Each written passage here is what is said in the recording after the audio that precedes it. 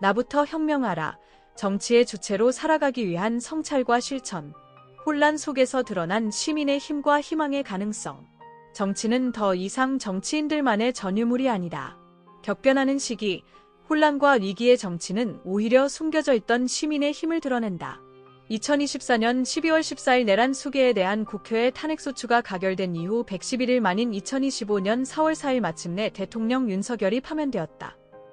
이 긴박했던 시간은 단순히 한 정권의 몰락을 의미하는 것이 아니었다. 하루하루가 길고도 짜증나던 시간이었다. 두렵기도 했다.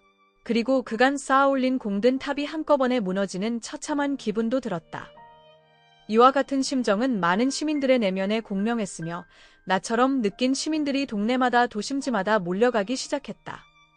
이러한 자발적 연대와 행동은 남태령 대첩, 키세스 연대 등으로 구체화되었다. 이는 단지 정치적 사건이 아니라 아래로부터의 사회적 에너지 분출이었다.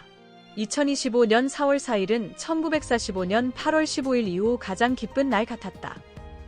해방 이후 가장 해방감을 느낀 그날, 시민들은 단순한 제도 개혁이 아닌 주체적 삶의 복권을 선언했다.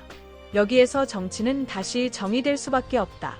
선출직 몇몇이 입법하고 집행하는 것만이 정치가 아니라 일상의 변화와 각자의 깨어남이 정치의 본질임을 드러낸 것이다.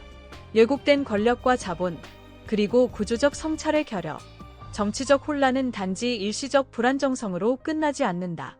그 근저에는 구조적 왜곡과 성찰의 부재가 놓여 있다. 내가 보기에 두 명제 모두 성찰의 부재란 공통점을 내포한다. 악의 편범성도, 악의 확신성도 성찰의 부재에서 비롯되는 것이다. 그 어떤 정치 위기도, 기후 위기도 근본적으로는 이 성찰의 결핍에서 발생한다. 성찰이 없다면 아무리 평범한 사람이라도 쉽게 악인이 된다. 성찰, 그것도 근본 성찰만이 인간을 인간답게 만든다. 이러한 성찰 부재는 권력의 사유화로 직결된다. 개인적 네트워크를 통해 권력의 사유화, 행정의 사유화, 헌법의 사유화를 추구했던 게 이번 내란 사태다. 이는 단순히 부정행위의 문제가 아니라 민주주의 자체를 파괴하는 행동이다.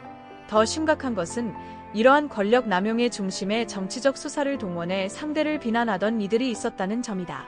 윤석열이 2022년 당선 직후부터 민주노총 중심의 노동조합들을 상대로 입에 거품을 물며 척결해야 한다고 했던 바로 그 카르텔의 핵심에 본인과 부인이 있었다. 자본주의의 병리학 역시 이러한 정치 권력의 퇴행과 연결된다.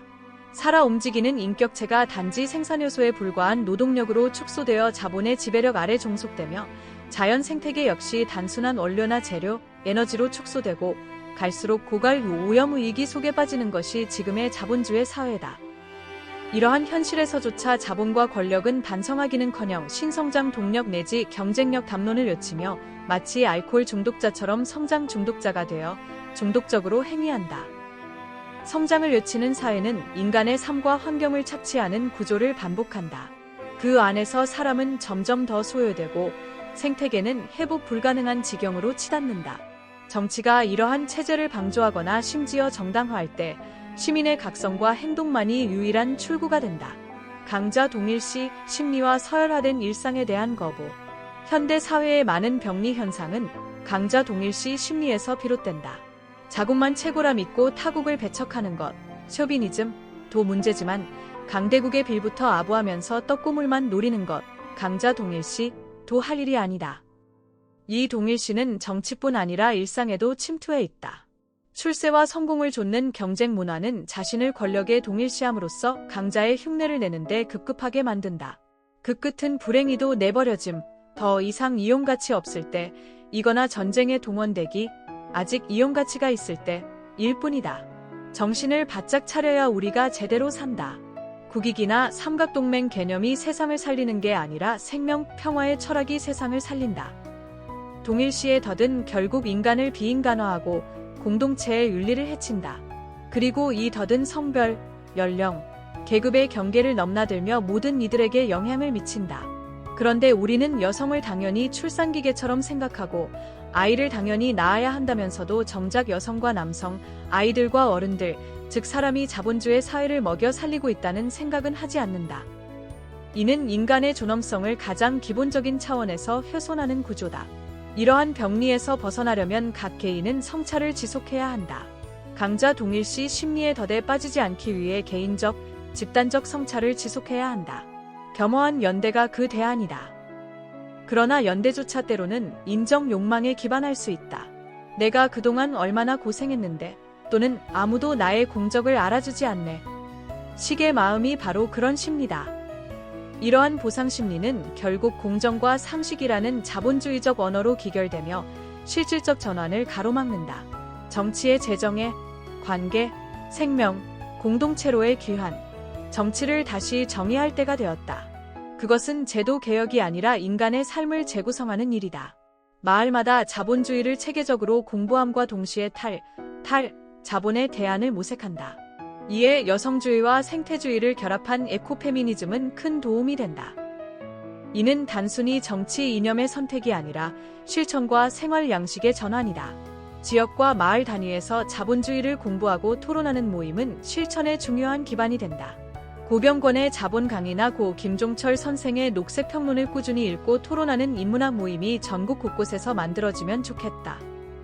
이러한 인문학적 공동체는 시민을 깨시민으로 전환시키는 하나의 학습 공간이자 삶의 실험실이 된다. 정치는 거창한 전략이나 선거공학이 아니라 나는 정치에 관심 없어 라는 말에서 한 걸음 나아가 일상의 자리를 정치적 실천의 장소로 바꾸는 일이다.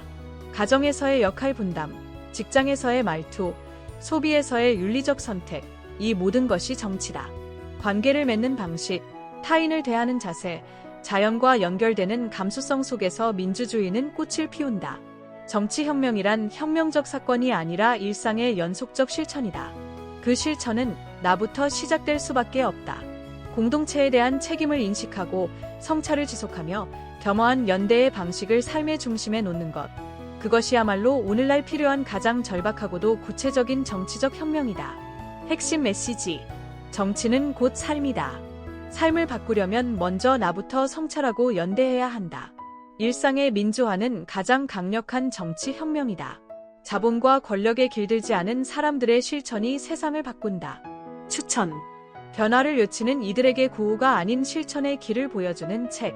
혼란 속에서도 희망을 잃지 않고 살아가려는 이들에게 깊은 용기를 준다.